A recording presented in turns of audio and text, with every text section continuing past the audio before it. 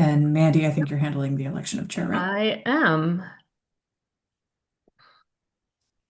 Just trying to find the rule that I get to do this on. There we go.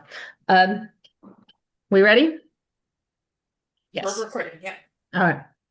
Being a presence of a quorum, I am calling the 20 January 29th, 2026 meeting of the Community Resources Committee of the Town Council together. I'm doing this under Rules of Procedure 10.5, as I am the president of the council, and that gives me the authority to do so at the first meeting after reorganization.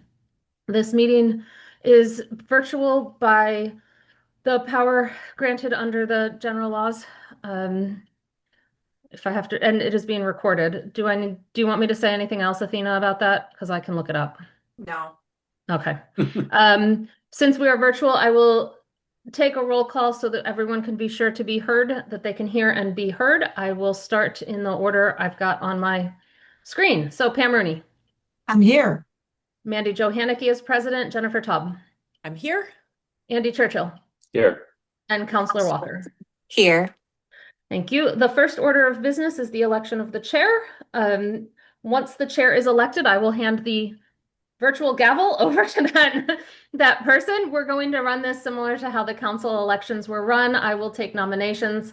I will see if they accept nominations. If they don't self-nominate, I will ask if there were acceptances of the nominations. Afterward, if anyone has, I will ask if that nominees have anything to say. Then afterward, any other councilors that wish to speak, and then we will hold a vote. So are there any nominations for chair? Jennifer. I nominate Pam Rooney. Pam, do you accept the nomination? Yes, I would. Thank you. Are there any other nominations for chair? Seeing none, I will close the nominations. Pam, would you like to make any statements? I would love to see, for instance, the solar bylaw come to pass and finalize that so we have a document that the council can vote on and adopt. Obviously, I have just an ongoing interest in many of the items that the CRC has jurisdiction over, and I'm always interested in helping facilitate those conversations. And there's plenty of work to do as a chair, but also a vice chair would be very, very helpful. Thank you. Would anyone like to speak to the nomination?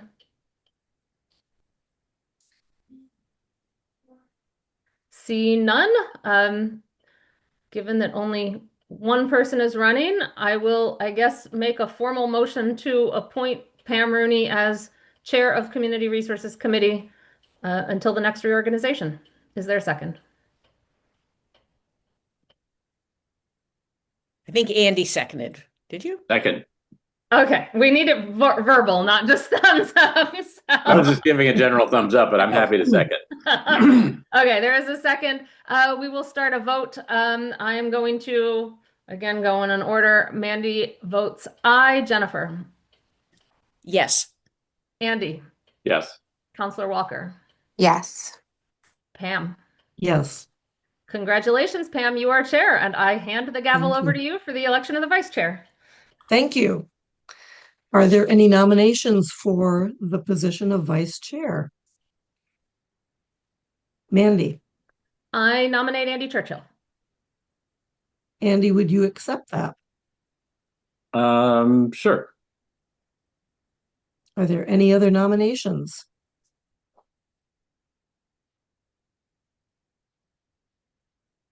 Or self-nominations? Seeing no other eager applicants, I guess I would make a motion that we nominate and vote for Andy Churchill as vice chair for the CRC. Is there a second? I'll second. Then we'll take a vote. Counselor Walker, Yes.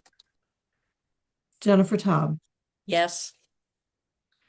Mandy Johanneke. Mandy Johanneke. Sorry, aye. and Pam Rooney is an aye. And Andy Churchill. Yes. Okay. Congratulations, Andy.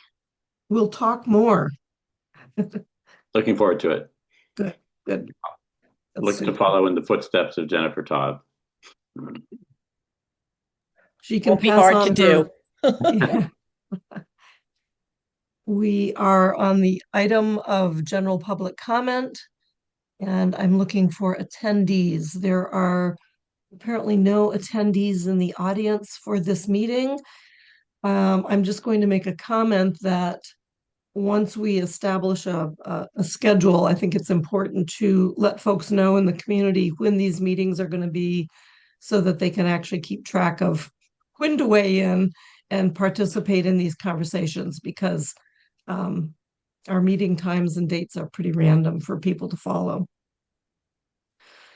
So there will be no public comment at this time. If someone shows up later, there perhaps is another opportunity to do that later in the meeting. The next item is discussing the regular meeting schedule. Athena was very good to put together a list of probable dates. And I wonder if anyone has had a chance to go through and see if there are any major conflicts with these dates that were presented. Mandy. No conflicts with the dates. I have some concerns about one meeting in July and one meeting in August, especially given the clean energy bylaw that will, if we want it in place as a council by October 1, which is the new deadline we're being told, it's gonna have to be at the council in late August for actual voting. So I think particularly July might need a second meeting, and that August one that would be missing August 20, so July 23rd. I would like to put July 23rd and August 27th on the calendar. August 27th might be between the first reading and the second reading. If all goes well with getting this clean energy bylaw over the deadline, over the hurdle, that August meeting would be between, I think, between first and second reading, which might be a very important meeting to have to discuss any concerns that counselors might have after hearing about it. So I would at least like to pencil in the July and August second meetings on I guess it's the fourth Thursdays of the month. And the only other question I had, I understand the November and December reasons why there isn't a second meeting. I'm hopeful by then we are not backed up with a ton of stuff so that we can get away with it. I was curious why January 7th, 2027 wasn't listed. I know it's after the first meeting of the new year, and so after reorganization, but the committees stay until reorganized. And so I think that one could be set, and then we just don't know when instead of January 22nd, maybe list January 7th. And then when the committee gets reorganized potentially by a new president, it would be a different date anyway, potentially. So those are the three changes I would make, add those two dates and change January 22nd to January 7th. Yeah, my thought about January 22nd was about the reorganization dates and Yeah. that it might be odd to have a meeting right after the new year before, one-off meeting before new members are appointed, but it's up to the committee if you want to do that or wait until the 22nd. Jennifer. I'm sorry, I had raised my hand when Mandy had mentioned why we would add these two meetings in July and August. So maybe we can wait till we get to that point in the agenda. But just I was going to ask Mandy if maybe for those that weren't at the MMA workshop on solar bylaw, why there may be a need for these extra meetings. Great. Okay, we can hold up. But is there any concern about adding, even if it's at the point where we decide we don't need a meeting, to pencil in these the July, I had also noted July 23 and August 27 as potential meeting dates. Is anyone in disagreement with that? The other Okay. consideration, and I think this is more a question for David and Stephanie is that staff usually take vacations during the summer, and so you might not have as much staff to support for those meetings. So as long as the committee's aware of that when you schedule these and know that if you do end up having those meetings in July and August, Mhm. you might not have staff available. Right. And is there a consensus about January 21 or 7? I personally would put in January 7. I think even if it's just sort of a rollover before the composition changes, or if the composition of the committee changes, having something early. I think this year it's, here we are, the end of January, just meeting. So I also would prefer a January 7. Any other comments about that? Jennifer says okay. Andy? I'm just making these as we go because Yep, it doesn't sound yep. like there's objections. Okay. Reg- I don't see. Regarding this summer, Pam, Stephanie and I will be on paid sabbatical for 3 to 6 months this year, so we probably won't be around, but I'm sure somebody can fill in. Cool. Happy for you. Yeah, I'm happy for you. Exactly. Right at the clean Um, energy time. Perfect Yes. timing. Yes. Yeah. So we'll buckle down. We'll get this thing done well in advance and not infringe on people's summer vacations. Let's make that the goal. Not seeing any heads shaking or disagreement with these changes. Does anyone? I'll make a motion to adopt this as now our 2026 meeting schedule for the CRC. I'll Second. second. Okay, great. Let's go around the room. Councillor Walker. Oops, did we lose her? Can you hear me? Yes. Oh, now we can. Yes. Okay, yes. Okay, thank you. I'm sorry, my picture is at the top of the screen. We could probably get rid of this image there. There we go. Now I can see you. So Councillor Walker was a yes. Jennifer Taub, Yes. Andy Churchill, Yes. Mandy Johanicky, Aye. and Pam Rooney's an aye. So we will share this meeting schedule with the council and put it on our calendars. Good. Since I see Stephanie here, and Stephanie, thank you for showing up, even though we were told that we probably wouldn't have a document back to us. Item number 5 is let's talk about the clean energy bylaw, and getting a status of that would be really helpful. So I can turn it over to you, please. Sure. So we did receive the memo from Councillor Henneke and Town Manager Paul Bockelman requesting that staff review what had been drafted to date, the draft clean energy, now so-called the clean energy bylaw, was not completely reviewed by CRC. There were a few pages at the end that still had yet to be reviewed. So we just took what we had, and we had 3 2-hour meetings with many staff, multiple staff members who contributed input. So at this point, I have the draft with staff comments, side comments actually in the draft bylaw, some edits as well that I will get to you. I'm hoping to finalize and clean that all up and get it to you tomorrow. Great. We also have answers to the questions that were posed within that memo as well. So mostly the thing that, of course, what we anticipated would be taking time is just really figuring out how this is going to work and the structure of it. And, this sort of the changes in the state siting and permitting have really kind of thrown a wrinkle into sort of what we were already doing. So we're just having to sort of think that through. And I think staff has made, great progress. Our recommendation is also that once we get that to you and then you start reviewing the staff comments and making sort of final edits to come up with a final clean draft, that before it gets officially referred to the town council, that the planning board actually has an opportunity to review it ahead of time.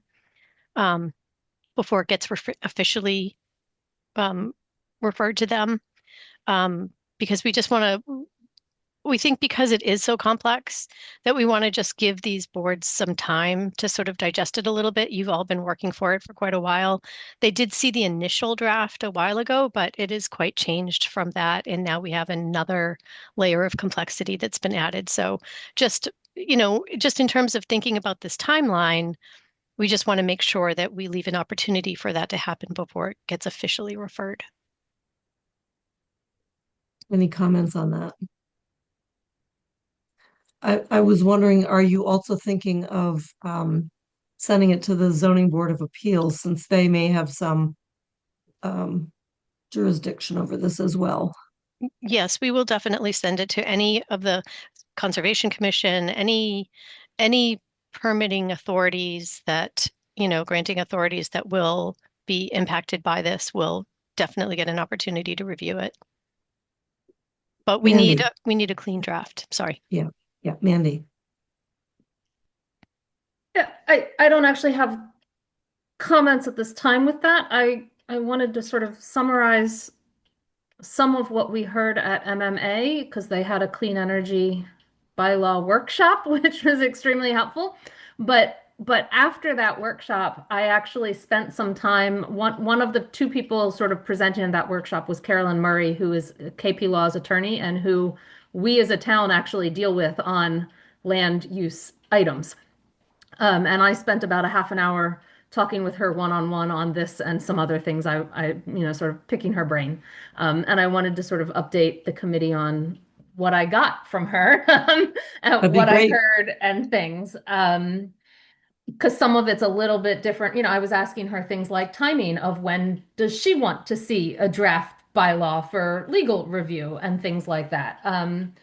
So she did reiterate that the state regs, we were operating under a December 1 comprehensive permit starts no matter whether you're ready or not. They are moving that to October 1. Yes. So, yes, Pam, that was I think everyone's response in the workshop was, are you kidding me? October 1.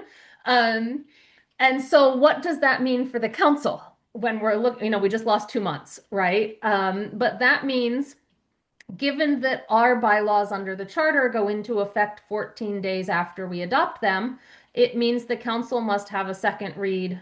If our goal is to adopt bylaws prior to the effective date of the regulations, right?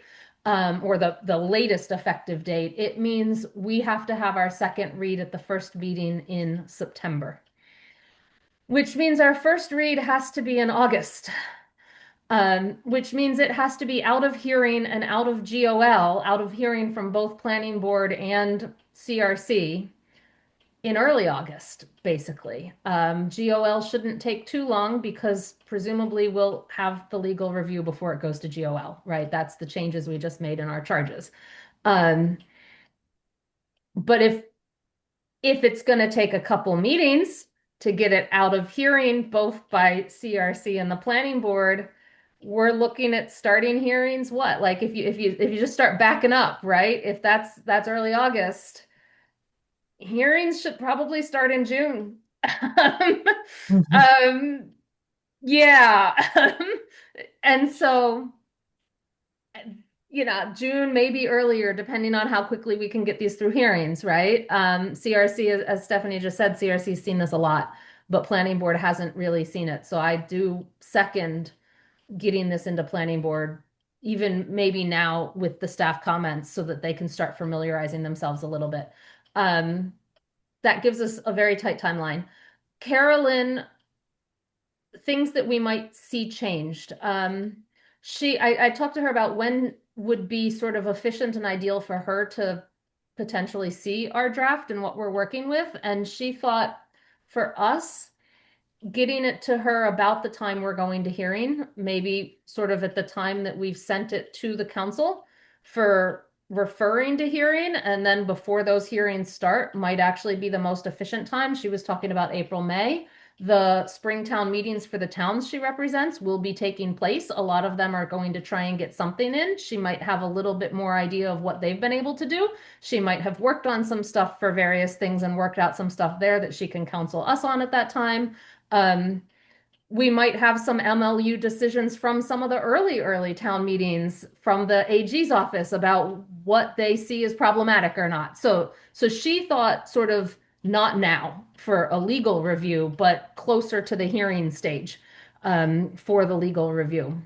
The biggest change, though, and I think this is where we had questions for staff, so I can't wait to see your answers to some of them. One of our big questions was, what do we do about the local government representative? There's nothing in the model bylaws. There's nothing that. How do we identify that? Where do we go? Right? That was one sort of thing we, as the prior committee, identified as there's this glaring miss here, right? So Carolyn is actually thinking, when I asked her, and what does a comprehensive permit look like? How does it work? What are the processes and all? And I said, does she recommend putting it in a clean energy siting sort of bylaw, or as two separate bylaws? And she actually is thinking that Wait, can you, excuse me, Yeah. can you just start that sentence again? Yeah.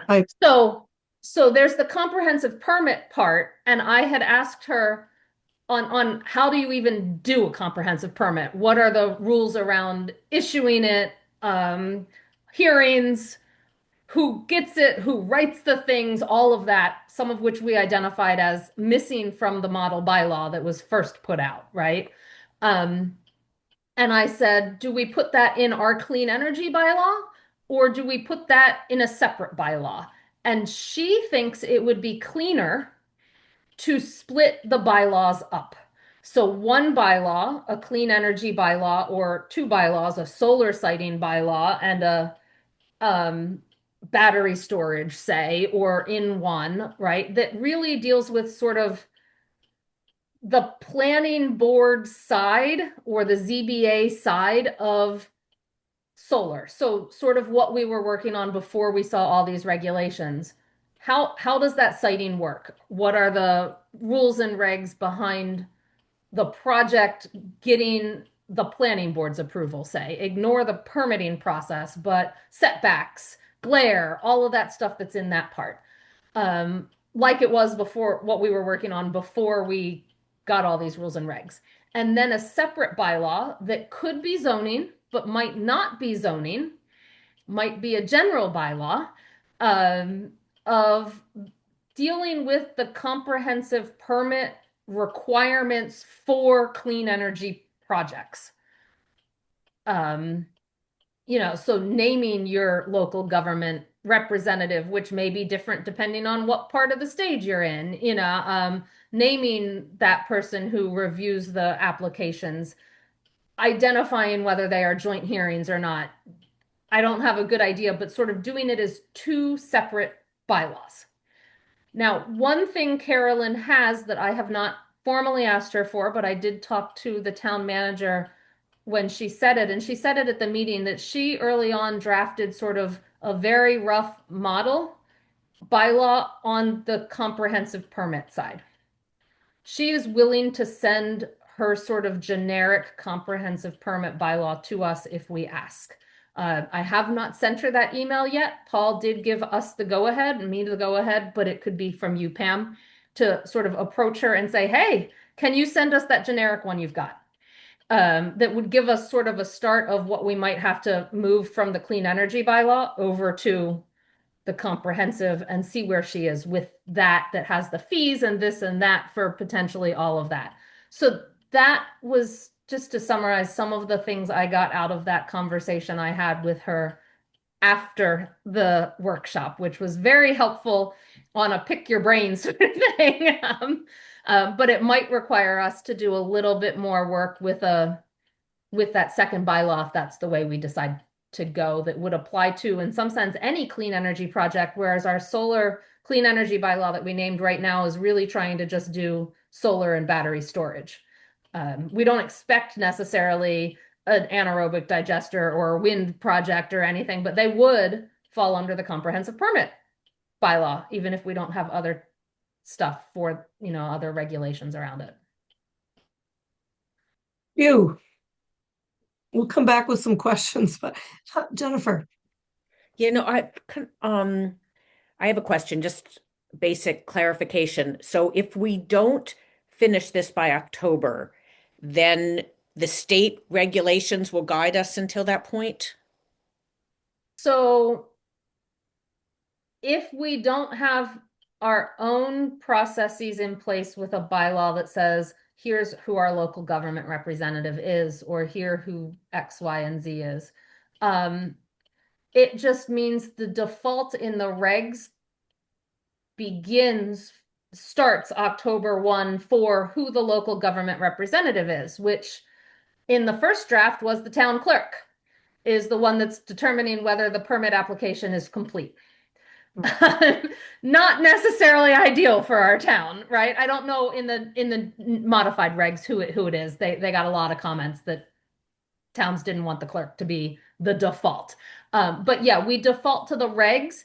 We still have that year from a complete application to issue a comprehensive permit, but the thing is, we don't have any sort of rules ourselves around how to go about doing that, right? So some stuff would be identified in the regs as to who the person that issues it is and all of that, but it would be better if we have stuff in place. If it's not issued in a year, just like even if we have all this in place, if it's not issued in a year, the default guidelines come into play. But we have to start, what they said was October 1 is when towns must start accepting comprehensive permit applications. The other thing with that I tried to clarify with her and get an idea of, that workshop said that the state will be, that there will be a state portal to file the comprehensive permit application, that it will be filed under a state portal that then forwards it to the town. So it won't be filed directly at the town clerk's office if they're applying for a comprehensive permit. At least that's what she said, and that's what the guy at the state said during the workshop. I asked her, how does that work when we're allowed to have additional permit sort of application requirements? And she said, I don't know yet. So another big but yeah, there's a lot going on. But the state wouldn't determine, when you send it to the state portal, they won't determine if it's complete. No. They'll just forward. Stephanie.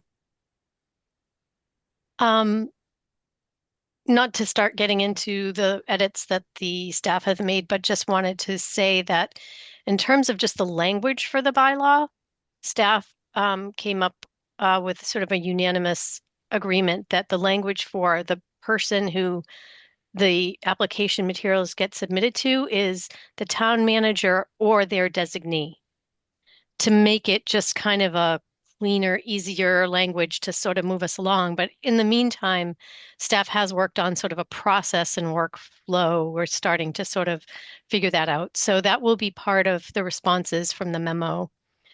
So I would, and hopefully I will, I think I have everything. So I'm just trying to sort of clean it up and package it for you tomorrow. So it will go to the town manager and he will make sure that it gets to all of you. Stephanie, just on that note, if just having heard what Mandy has relayed to us, are there adjustments that you think maybe you ought to do now before you turn it over to us? Well, I think that suggestion of doing a whole other comprehensive permit bylaw is really adding quite a huge wrinkle, I think, because everything right now is contained in this as a clean energy bylaw.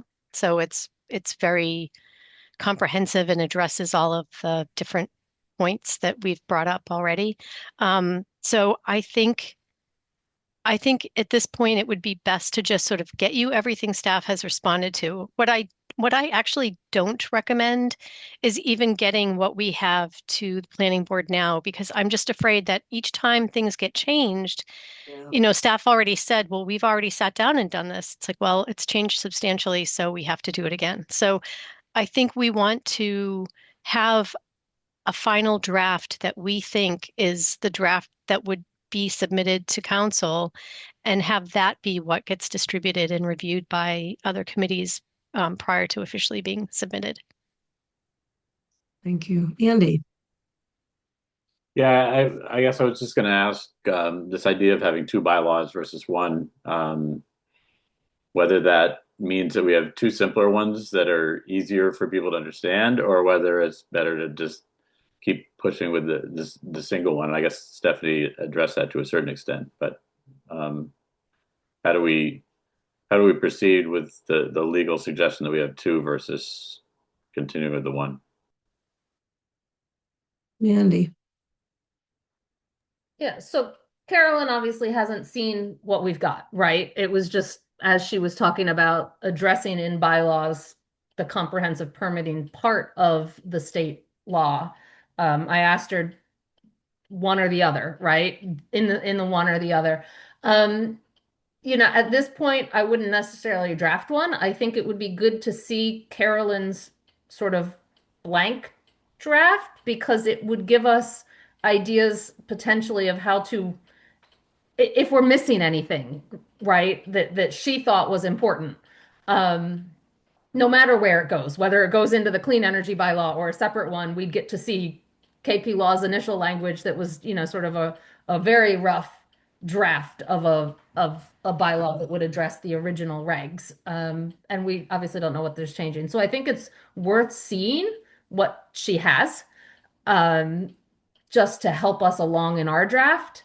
The benefit I see, and I don't know whether this is worth it or not, is that comprehensive permit applies to all clean energy systems, whether that be wind, solar, I think hydro's in there, anaerobic digesters, battery energy storage systems, whereas the current clean energy bylaw we're drafting only applies to two of the three, and two of those. And so if for some reason the town got a wind power application, if the comprehensive permit stuff is within the clean energy bylaw that only really deals with solar and BESS, it doesn't really then translate to that wind system. Whereas if they're two separate bylaws, you might be able to have the one apply to everything if application received, right? And she cautioned in the workshop about ensuring that if your bylaw doesn't actually allow wind projects, say, well, if your zoning doesn't allow wind projects, don't make sure anything you write contradicts that. I don't know whether that would even be legal to not allow it, right? But given zoning law, and so maybe a comprehensive permitting one can address that a little cleaner. I don't know though. So that's why I say it might be worth getting what Carolyn has and then deciding once we see it, which is better. It would be interesting to see what she has. Yeah. Stephanie? I absolutely agree that you should definitely review what she has. And staff would be very interested in seeing that as well, obviously. And again, I think, at some point it's really on you all to sort of decide how you want to address that. But certainly incorporating anything that isn't already in the draft would be important. And also, I think, as far as other forms of renewable, wind, large scale wind Amherst just isn't situated for it. So I don't think it's anything we'd ever have to worry about. But certainly there's geothermal, which is, certainly something that does come through the town fairly regularly. So, we do have to sort of think about those. And I think they are referenced even though I think there are other forms of renewables that are referenced, although the regulations seem to be very, very focused on BESS and solar. So I think it's just a matter of making sure and ensuring that the language for those other forms of renewables are referenced at least. Mm. And also scale, I just wanted to say one last thing is that, this also, the very large projects are going to be addressed by the state. So the scale to which Amherst, residential solar, residential BESS storage, might be addressed for BESS, but for solar, rooftop solar, maybe that's just a by right. I think there's levels of scale that I think need to be applied to this process. And I think, what we the one thing I will say that staff has sort of brought up is like, when looking at all of the requirements, what we don't want to happen is someone who wants to put solar on their roof have to comply with the many, many, many, many submittal requirements that we've listed. So just sort of keeping all of that in mind. And I think, as I said, they are, Rob Mora and Nate Malloy met and I think drafted some sort of tier structure. And you'll be able to review that hopefully by next week. Great. That was going to be one of my questions is how do we separate, how do we address those, but keep them separate from the onerous requirements that we're talking about here? Dave. Yeah, no, I just wanted to echo Stephanie's concerns or comments, yeah, about too much complexity and having two separate permits, but let's see how that plays out. But Steph, I wondered if you might say what your process was with staff just here so everybody could hear it today, because I think it was great. Stephanie, it was good. I attended a couple of the sessions, but she locked us all in a room and who was there, because I think it was the best representation we've had of staff areas of expertise that I've seen all in a room reviewing the draft to date. So who was there? And they were on Fridays, right, Steph? So that was the double trouble, right? Sure. I will say that it's actually the same staff representation that we had that did this process a while ago to review one of the original drafts. That was, I think, from the Solar Bylaw Working Group. But it was the building commissioner, the assistant planning director / economic development director, Erin Jacques, the conservation agent, Amy Ruzecki, assistant superintendent of DPW, Chris Bascom and Steve Gahn from the fire department, and myself. And everyone couldn't make it to every meeting, but I will say that Nate, Rob, and myself were the consistent attendees for all three meetings. And again, they were 3 sessions that were 2 hours each on Fridays. And they were really, actually, even the last one, people stayed longer. Like we just were really getting into a lot of conversations, much as you all have, about the complexities of this new permitting structure that the state has kind of imposed on the municipalities. And I have to say that again, I am not concerned about Amherst. We have great resources. We have a great structure with, your input and what you all do, in addition to staff. And I think with those two bodies that are spending time and reviewing this, I think we'll be okay. My concern is really more for the smaller communities that just don't have the resources to do what we're doing. So I think we'll be fine. I think we're, once we get our feedback to you all, I think it'll be, as long as we sort of efficiently go through the comments and sort of move it along, because we've seen it so many times now. I think discussions probably don't need to be as maybe detailed as they were in the past at this point, so we can maybe move it through. But I think the process to me is the thing that's going to really be the challenge. Even though we have resources, just sort of figuring out how that's going to work. And again, staff has, I think, come up with some at least initial flow for how that might work. Like a flow chart of just a. I didn't see it yet, but I believe there was, if not a flow chart, definitely a process. I'm going to interject before I call on Andy or Jennifer, just to ask, in your memo to us as you transfer it back, would it be possible to do just a very basic outline of how you've structured it? I think it goes to one of the early questions that we had, that Mandy just touched on. This is the basic structure, regulations versus bylaw versus whatever else. How are we packaging this? Sure. I think at this point, we looked at, we had a brief discussion about special conditions, and I think we just sort of took that off the table. So I think really right now the focus is just on the bylaw, not even specifically the regulations. I think it's just getting the bylaw language Thank finalized. you. Thank you. Andy, and then Jennifer.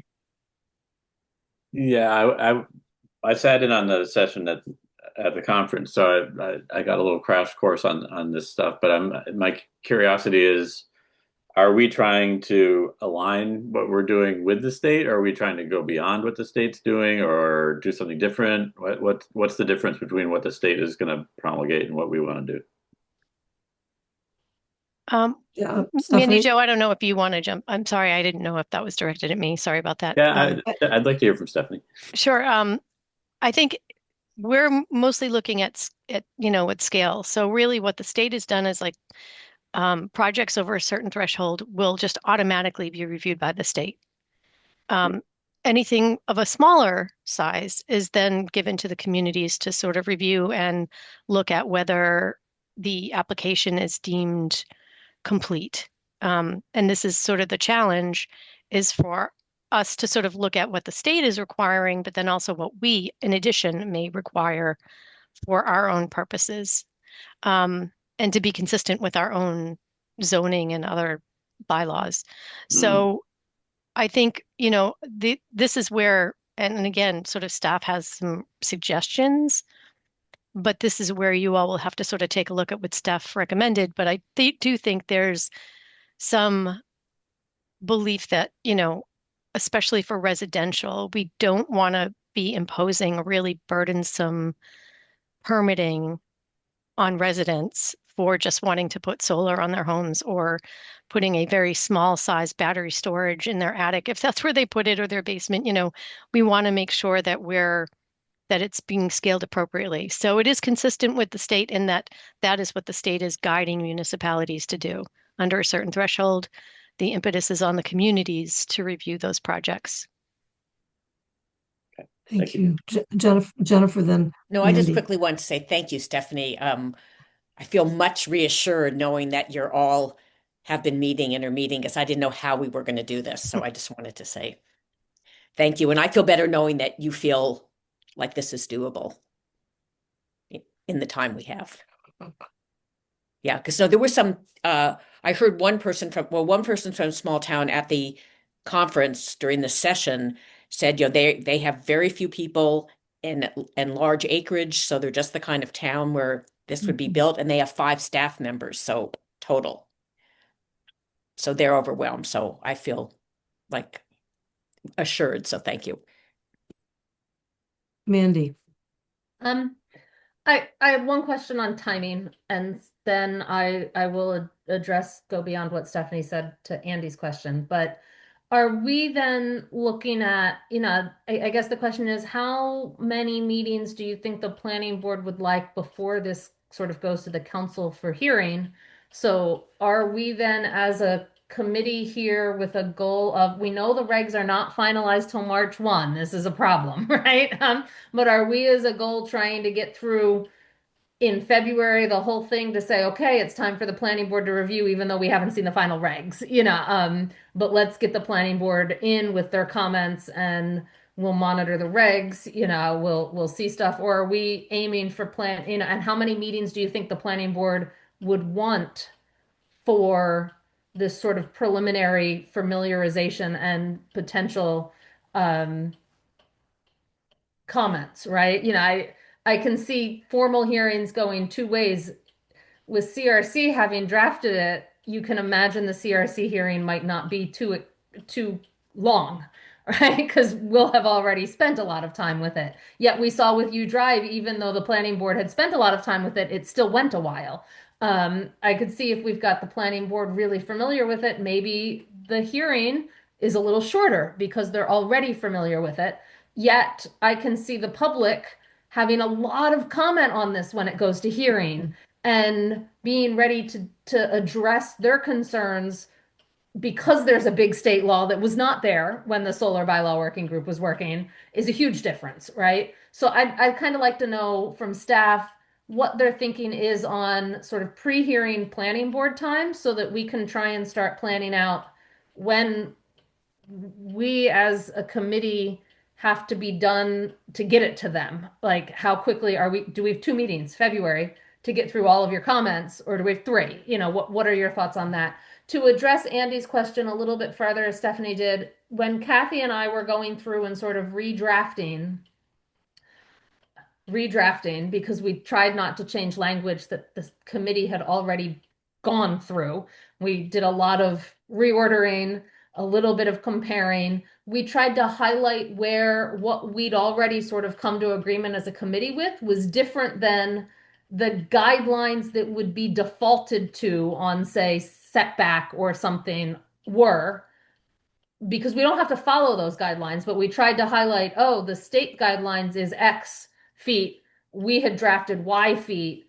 What do we think now that we have guidelines? Do we want to stick with what we had drafted because we can, or do we want to go somewhere else? We tried to highlight them. There were not a huge number of differences between the two that we had to highlight. A lot of what we did was bring in stuff that we didn't have to deal with, that we hadn't dealt with because it was a comprehensive permit thing, talking about site suitability that was in nothing, right? So I think we were already close to what, if the permit is not granted in a year, our draft was already close to what would be default. So there aren't a huge number of differences. And I think the reason that is because those guidelines, a lot of them were pulled from Shutesbury's bylaw and permits and all, is my understanding. And a lot of our solar bylaw working group referenced and went with a lot of Shutesbury's bylaw because they've done a ton of work on this. And so I think that's why we were kind of close to begin with. Stephanie? As far as the timing for the planning board, I mean, I would have to sort of defer to, the planning director / economic development director as to how he wants to approach that. But my sort of instinctive how I would approach this myself would certainly be to say, this is a priority. This has a timeline, and I would just give them sort of a time frame to which we have to have comment back, which may or may not be within a meeting or two, but I think we would have to sort of give them a time frame and just say, like, because of the state's process, we have to sort of move this forward. And so we have to sort of push them to sort of maybe work. I mean, I think it's going to take a lot of, they're going to have to do a lot of their own sort of private time, really reviewing it and trying to digest it as best they can. And I was asked by Jeff Bagg to, at least appear before them, to give them sort of some frame of reference, because there are new members that certainly were not there and seated when we sort of had this process start way back when. Given that it was 5 years ago. It's taken some time. It has. Mandy? So would it be helpful, I'm thinking like months out here, as I'm thinking about the formal referral for hearing that comes at some point. Would it be helpful now, or certainly at that time? A lot of times we say you have to start the hearing within 65 days, and it sounds like it would be really helpful as CRC is getting closer to holding this at the council level to know when that council referral will happen, so that maybe the hearings can already be scheduled before the formal referral and notices ready to go in the paper so that the hearing can start quicker, potentially. But would it be helpful now to sort of set forth that timeline of when the council's meetings are, and so that, just to give them another heads up of this is a tight timeline to be out of hearing, and we're going to try and get enough hearing dates in there when you start it to have the time. But would that be helpful now if Pam and I work together as president and chair to get some of that information to you to give to the planning board? I think that would be enormously helpful. Okay. Because it's just going to reflect the reality of what this time frame is. Right. I was going to nominate myself to put a draft timeline together. And in this case, I think I would share it with Mandy and Stephanie, and because you two are the most familiar with the the entities that have to weigh in. So let me draft that up and I will get that to you in the next, hopefully just day or day and a half. Great. That sounds good to me. And then once we sort of flesh that out, I don't want to get everybody anxious if I've made a mistake in my informal table. I would then, once we agree on the probable time frame and schedule for various committees, I would certainly turn around and share it with the rest of the CRC. Andy.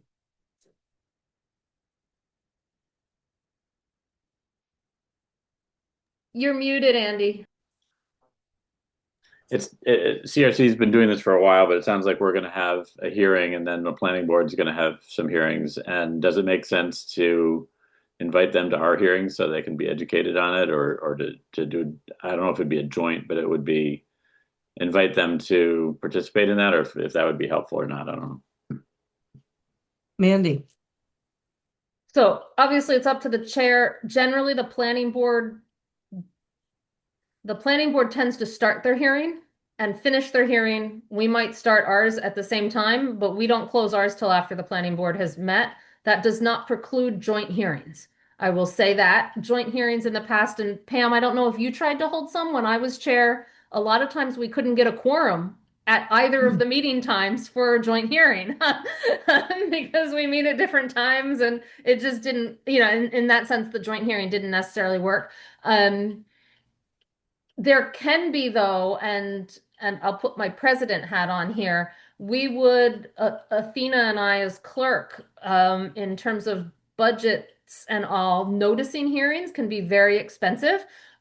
We are lucky we do not have to publish all 22 pages of this in the paper, or else that would be insanely expensive. We can just say, find it here on the website, put a copy at the clerk's office and summarize, and that will be a lot cheaper. But we would like to explore saving some money by doing joint notices where you put both hearing dates, if they are different, in the same notice, which means you start the hearings close together because they have to have different notices. But that would at least, in some sense, have the cost of noticing the hearings and all. So something for Pam, for you to consider, Yeah. and speak with potentially your compatriot at the planning board when we're doing hearings, to see if we can put it all in one notice with 2 different dates and 2 different Zoom links and all.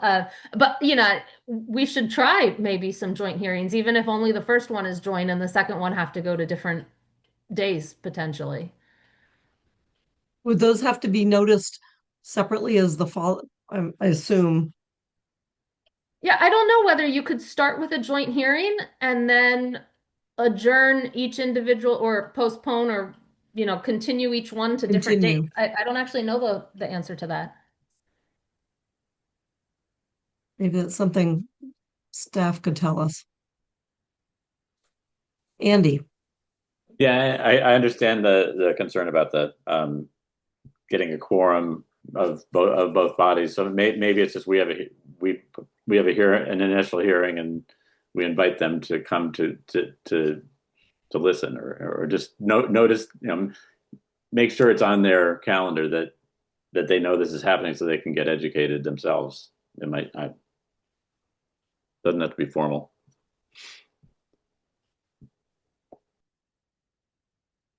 Any other comments about what we're facing? I think Jennifer.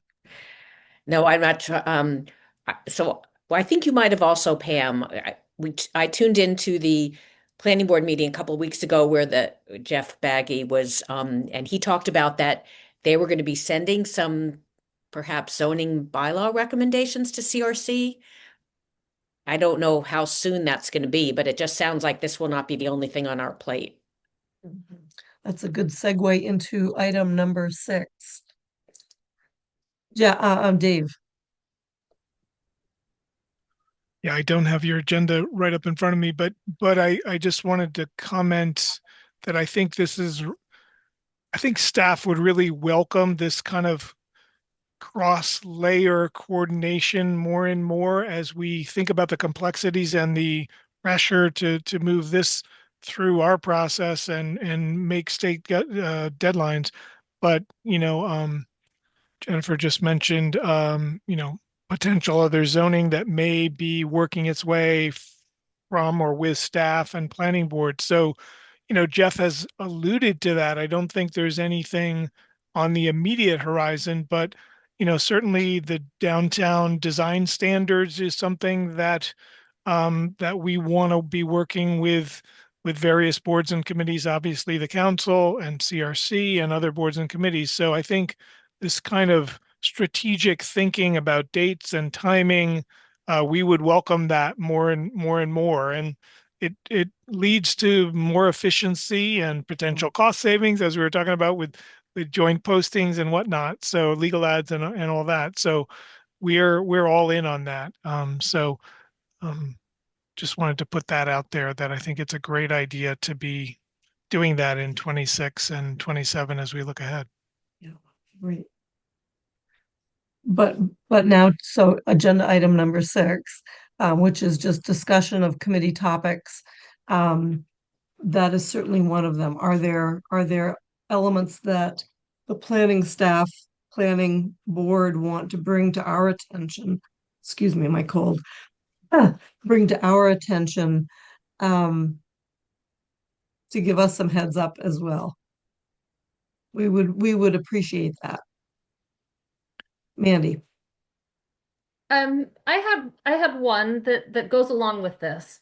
When we were discussing the housing production plan that is now adopted by the council and the planning board, there were a lot of strategies in there for potential implementation, right? And we had mentioned the possibility, and I want to bring it up again to see if we can get this to happen, because I think it would help with that cross conversation of bringing the planning board, CRC, and I think the housing trust together to talk about which of those strategies might be the best to be pursued first, say, and narrowing that list down as sort of the 3 bodies that deal with sort of housing planning in town in various levels, right?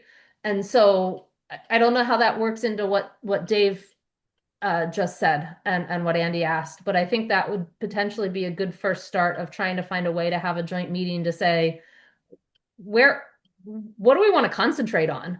And whether that's picking one and all 3 groups, the staff working on that and consulting all 3 groups on that, or to throw out something else, picking 3 where the housing trust works on one of the strategies, CRC works on one, and planning board works on one. Might be too much for staff, and I'm going to absolutely say it might be too much for staff, but where we're not we're working together instead of maybe at competing against each other for strategy discussions, that it's cohesive and maybe a little more efficient. And I think that starts maybe with a meeting of some sort or planned discussion. I'm seeing heads nodding here. I think there would be consensus that would be a really viable and valuable thing to do. Dave. Yeah, not too much to add to that, but let me commit to having that conversation with Jeff Bagg about, what's kind of been, prior to Jeff coming 7 weeks ago, what was percolating through the planning board and their subcommittee. Clearly, we're all aware they were looking, there are members and the subcommittee looking at some zoning ideas for North Amherst and some others, and then combining with what Mandy just mentioned about the housing production plan and some of those strategies. So let me have that conversation with Jeff, and there may be an interim step before a joint meeting might to be have Jeff come and address you all and talk to you all maybe at your next meeting. And so let me work on that a little bit. I'm reminded, as Mandy was speaking, I'm reminded of many times through the years where you've said, Dave, bring us zoning and not projects. I'm paraphrasing. And that has always sat with me, and I feel like we're poised to bring zoning ideas forward, zoning updates, reform, looking at our current, many of our current outdated parts of our zoning bylaw. So I'm always motivated by that, that you have shared with us through the years. Is projects are one thing, but zoning reform is bigger and broader. So let me talk with Jeff about that. I'm meeting with him tomorrow, as a matter of fact, and I just added that to our agenda to discuss tomorrow before the weekend. And I'm going to ask the question then of the CRC members, is there interest in having Jeff come do exactly that? Just nod your head or, yeah, okay, good. Yeah, we have good consensus, strong consensus to follow through on that. Let's plan on that next meeting. That'll be one topic. Great. And that will be February 12, I believe, without looking at my calendar. As long as that works for his schedule, and I'll talk with him about that tomorrow. Great. That will go on as a future agenda item. We could talk about what's going on in town, for a long time, but let's wrap this up. We have no minutes to discuss, and I guess that would be a question for Athena and Dave. We had a pretty dismal list of minutes from last year and a half, maybe, that we just really haven't held our end of the bargain, I guess, as far as meeting requirements of having open meeting and whatever. I'll stop talking. But if there is a way that we can help facilitate meeting minutes, that would be very good. I would defer to Athena on that. Yeah. Yeah, Athena? If I will be having a conversation with minute takers in the next week or so, and I'll have an update for you after that. Great. Is there any way to use some of these AI products that could help synthesize meetings into, one-page memos? I have looked into some of those. From my point of view, ethically utilizing an AI product rather than a human being is questionable. In addition, none of the options that I reviewed meet the standards that the council has set, even the more, summarizing to the extent that the council has allowed in the past or in more recent minutes. And we also have requirements in the charter and the rules about the record of votes and how motions and votes are recorded that AI is just not good at doing. So it doesn't save a lot of time to have AI produce a set of minutes that doesn't meet our requirements, because then we need staff time or minute taker time to go back and do a lot of corrections. So in my mind, it's not a savings, and it's not a practice that I support. Thank you very much. That helps. Good to know. Okay. Not on the agenda, but this is sort of typical agenda, would be future discussion topics. And we've already mentioned them. We're going to be talking about clean energy pretty deeply for the next several months. And then obviously hopefully a meeting with Director of Planning and Economic Development to remind committee members, economic development is one of the items within the charge of the CRC, and we rarely talk about it. So I think that would also be a very healthy perspective to get from Jeff, what he's thinking about just in terms of economic development, and what can our bylaws or zoning or council actions do to help facilitate that. That would be something I'd love to hear from him. Is there anything else that we need to discuss at this point before I suggest that we end the meeting? I see no hands. We will be meeting. Oh, I gotta reach my calendar, sorry. We will be meeting on the 12th of February as the next CRC meeting. It's really good to see everyone's face. And welcome to Councillor Walker and Andy Churchill. The other three of us have been in this before, but it's really great to have you. Shall I make a motion to adjourn? That would be great. So moved. So Second. seconded. Mandy, Aye. Andy Churchill, Hi. Jennifer Taub, Yes. Councillor Walker. Yes. And before I say yes, I'm going to say thank you very, very, very much to Stephanie. If you would pass on that to the folks that have been sitting down and working through this solar bylaw, we really appreciate it. It is hard work and it's really complicated, and we're just trying to do the right thing for Amherst. So we appreciate it very much. And Dave, thank you always. Athena, thank you. And my vote is yes, we adjourn. We'll see you on the 12th. I will get the timeline memo out just for consideration. Thank you. Thank you all. Thank you. Take Bye. care. Bye. Bye-bye. Thanks, Dave.